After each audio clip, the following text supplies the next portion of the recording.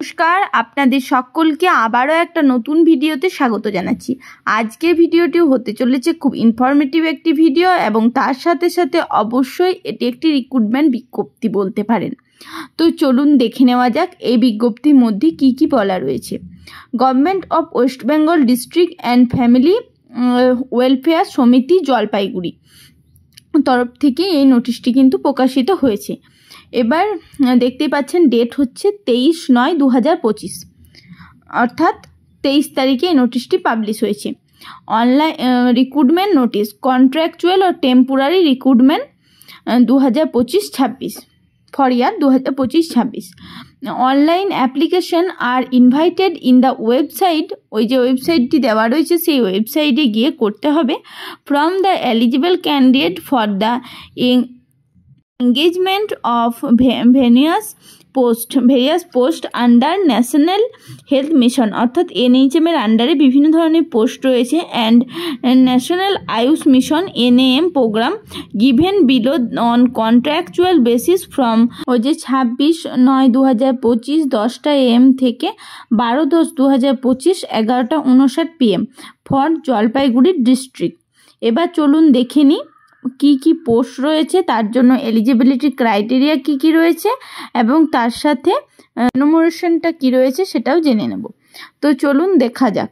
প্রথমেই হচ্ছে obstetrics and gynaecologist হচ্ছে একটা পোস্ট রয়েছে। এসেন্সিয়াল ক্রাইটেরিয়া কি কি রয়েছে, MBBS degree from an MCI recognised institute, post graduate degree আর DNB diploma in gynecology and obstetrics, must be registered under BMC. Candidate must be permanent resident of West Bengal and should have proficiency in local language, অর্থাৎ আপনাকে কিন্তু West বেঙ্গলের স্থায়ী বাসিন্দা হতে হবে আর এর সাথে কিন্তু আপনাকে অবশ্যই লোকাল ল্যাঙ্গুয়েজ অর্থাৎ বাংলাটা জানতে হবে।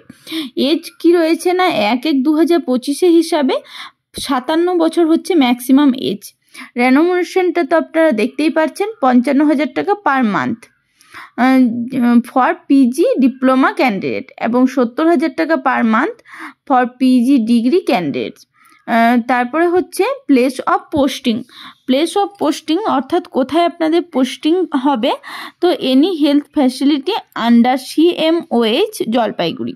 বুঝতে পারলেন। আর কিন্তু এবার আমি বলি বাকিগুলো কিন্তু দেখে নেবেন, আমি পোস্টগুলো সম্বন্ধে একটু ডিটেলসে আলোচনা করে দিচ্ছি, নইলে ভিডিওটা অনেক বড় হয়ে যাবে। 2 নম্বরে হচ্ছে পেডিট্রিশিয়ান, পোস্ট রয়েছে একটি আনরিজার্ভড। তারপরে হচ্ছে এসেনশিয়াল ক্রাইটেরিয়া কি কি রয়েছে, MBBS degree from an MICI recognised institute, post graduate degree আর DNB diploma in paediatric medicine, must be registered under WBMC আর candidate must be permanent resident of West Bengal and should have proficiency in local language, অর্থাৎ ওই যে local language আর স্থায়ী বাসিন্দা হতে হবে। এছাড়াও যে ক্রাইটেরিয়াগুলো বলেছে সেগুলো তো আপনারা বুঝতেই পারলেন। তো এই যে এখানে রয়েছে তারপরেরটাও রয়েছে সাইকিয়াট্রিস্ট, তো এখানেও কিন্তু MBBS হতে হবে আর একটাই কিন্তু আনরিজার্ভড পোস্ট রয়েছে কিন্তু একটি। আর এছাড়াও বাকি কি কি এসেন্সিয়াল ক্রাইটেরিয়া রয়েছে, এজ কত, সেগুলো প্লিজ আপনারা একটু দেখে নেবেন। আমি নার্সের ব্যাপারটা কি রয়েছে আর চলুন সেগুলো একটু আলোচনা করে দিই, এগুলো আপনারা একটু দেখে নেবেন, কারণ প্রত্যেকটা পোস্ট সম্বন্ধে আলোচনা করতে গেলে অনেকটা বড় ভিডিও হয়ে যাবে, একটা ভিডিওতে কভার করা যাবে না। তারপরে 4 নম্বরের পোস্টে রয়েছে মেডিকেল অফিসার, এখানেও কিন্তু আনরিজার্ভড একটি পোস্ট রয়েছে। 5 নম্বরে রয়েছে audiologist and speech therapist, post কিন্তু রয়েছে একটি। 6 নম্বরে রয়েছে ডেন্টাল টেকনিশিয়ান, পোস্ট একটি।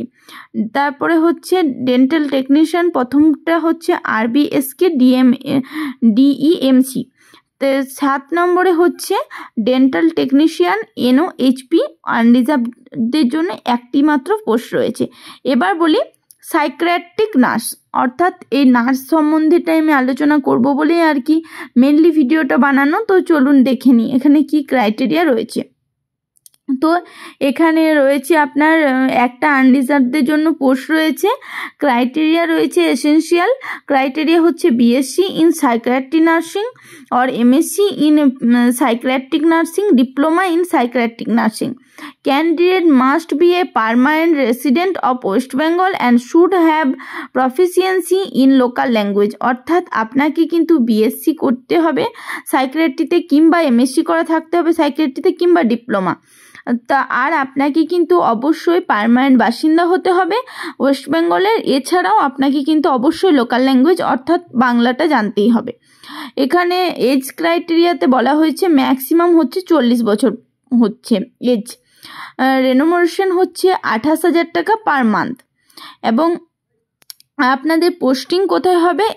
NANMHP unit Jalpaiguri. তাহলে বুঝতে পারলেন। এবার 9 নম্বরে চলে যাব, কমিউনিটি নার্স। এখানেও কিন্তু পোস্ট রয়েছে একটি। এখানে কিন্তু GNM from any institution recognized by Nursing Council of India or West Bengal Nursing Council with 1 month training in psychiatric nursing from any recognized institution। তারপরে 2 নম্বরে হচ্ছে candidate must B permanent resident of West Bengal and should have proficiency in local language. অর্থাৎ আপনাদেরকে কিন্তু এটাতে GNM ক্যান্ডিডেটরাও কিন্তু apply করতে পারবেন। যেমন আগেরটাতে বিএসসি এমএসসি ক্যান্ডিডেট মেনলি, কিন্তু এখানে আপনার জিএনএম যারা করেছেন তারাও কিন্তু অ্যাপ্লাই করতে পারবেন। 10 নম্বরে যে পোস্টটি রয়েছে সেটি হচ্ছে কিন্তু আয়ুষ ডক্টর। একটি হচ্ছে আনরিজার্ভদের জন্য। এটা হচ্ছে আয়ুর্বেদা আন্ডার আয়ুর্বেদিক প্রজেক্ট। আর 11 নম্বরে রয়েছে আয়ুষ ডক্টরি, কিন্তু homeopathy under AYUSH mobile medical unit. এখানেও কিন্তু আনরিজার্ভদের জন্য একটা পোস্ট রয়েছে। 12 নম্বরে হচ্ছে multipurpose workers under Ayurveda project. তারপরে 13 নম্বরে হচ্ছে multipurpose worker under AYUSH mobile medical unit. সবগুলোতেই কিন্তু আনরিজার্ভদের জন্য একটি করেই কিন্তু সিট সংখ্যা রয়েছে। তারপরে হচ্ছে 14 নম্বরে lower division assistant under Ayush. এখানেও কিন্তু আনরিজার্ভদের জন্য একটা মাত্র কিন্তু পোস্ট রয়েছে। চলুন এবার সিলেকশন প্রসেসটা সম্বন্ধেও জেনে নিই। তো এখানে বাকিগুলো আপনারা জেনে নেবেন, একটু দেখে নেবেন। আমি এখানে সাইকিয়াট্রি নার্স এবং কমিউনিটি নার্সের যে ক্রাইটেরিয়াটা বলা রয়েছে, মেনলি এখানে যে ব্যাপারটাকে ফোকাস করেছি নার্সের ব্যাপারটা নিয়ে একটু ডিটেলসে আলোচনা করে নিই, এবং বাকিগুলো অবশ্যই আপনারা দেখে নেবেন, কারণ আমি প্রত্যেকটাই স্ক্রিনে সুন্দরভাবে দিয়ে দিয়েছি।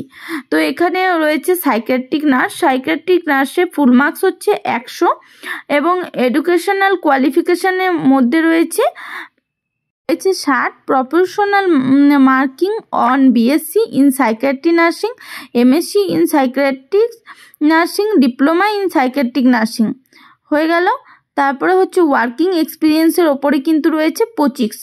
এবার 25টা কীরকমভাবে পাবেন? আপ টু 1 ইয়ার, অর্থাৎ 1 বছর পর্যন্ত যদি করে থাকেন তাহলে পাবেন 10, এবং মোর দেন 1 ইয়ার মানে আপনি আপ টু 2 ইয়ার্স পাবেন 15, এবং অ্যাবাভ 2 ইয়ার্স পাবেন কিন্তু 25 মার্কস, এবং ইন্টারভিউ রয়েছে 15 মার্কস। এবার কমিউনিটি নার্সটা নিয়ে বলে দিই। ফুল মার্কস হচ্ছে এখানেও কিন্তু 100, এডুকেশনাল কোয়ালিফিকেশনের মধ্যে রয়েছে 60, proportion marking on GNM training course. তারপর working experience 25, up to 1 year 10 marks, more than 1 year up to 2 years, অর্থাৎ 1 বছরের থেকে বেশি কিন্তু 2 বছর পর্যন্ত আর কি 15 মার্কস, এবং অ্যাবাভ 2 ইয়ার্সে আপনি কিন্তু পেয়ে যাবেন এখানে 25 মার্কস, এবং ইন্টারভিউ এখানে কিন্তু 15 মার্কস। তো যাই হোক, আশা করছি আপনাদেরকে পুরোটা বোঝাতে পারলাম।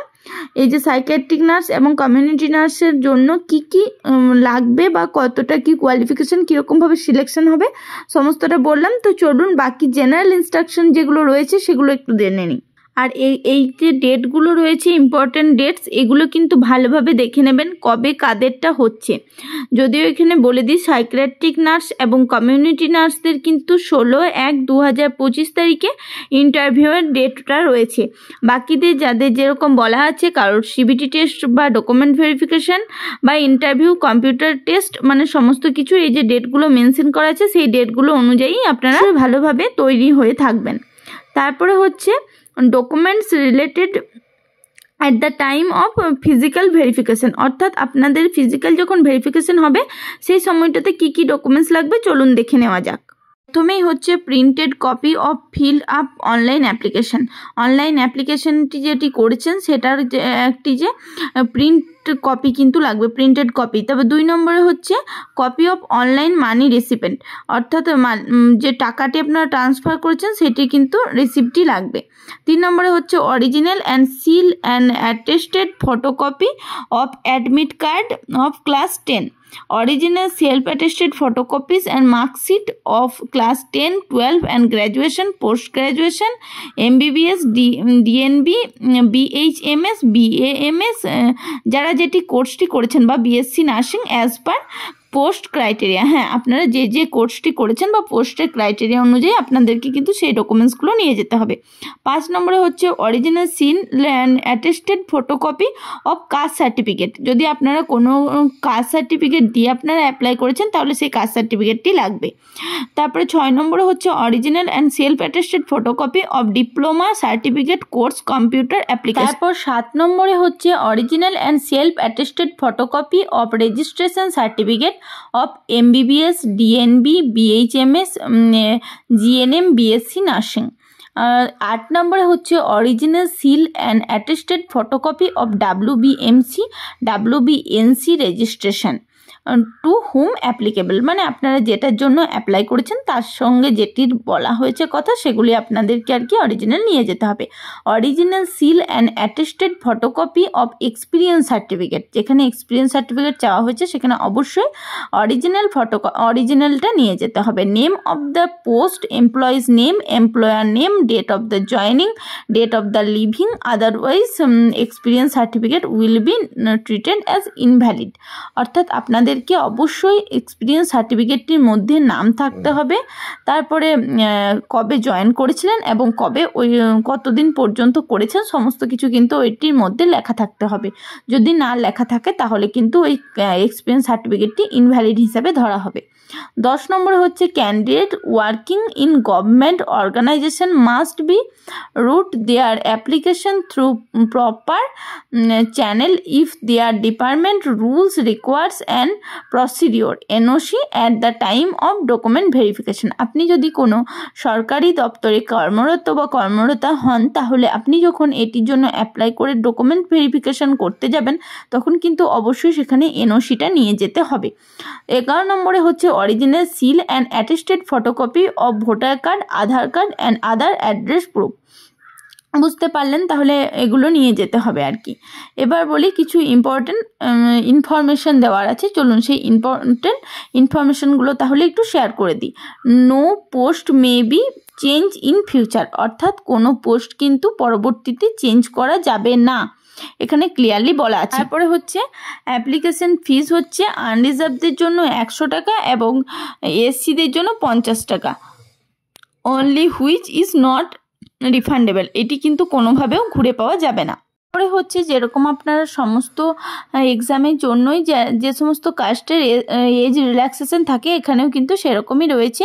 In case OBC certificate category A এবং A or B must be mention specially in the caste certificate, otherwise the caste certificate will the unreserve category. আপনারা অবশ্যই যদি কোনো কাস্ট সার্টিফিকেট দিয়ে থাকেন তাহলে অবশ্যই সেখানে ওবিসি হলে ওবিসি এ না ওবিসি বি সেটা অবশ্যই উল্লেখ করা থাকতে হবে, আদারওয়াইজ সেটাকে কিন্তু কাস্ট সার্টিফিকেট হিসেবে আর গণ্য করা যাবে না, তখন কিন্তু ট্রিট করা হবে আনরিজার্ভদের মতো।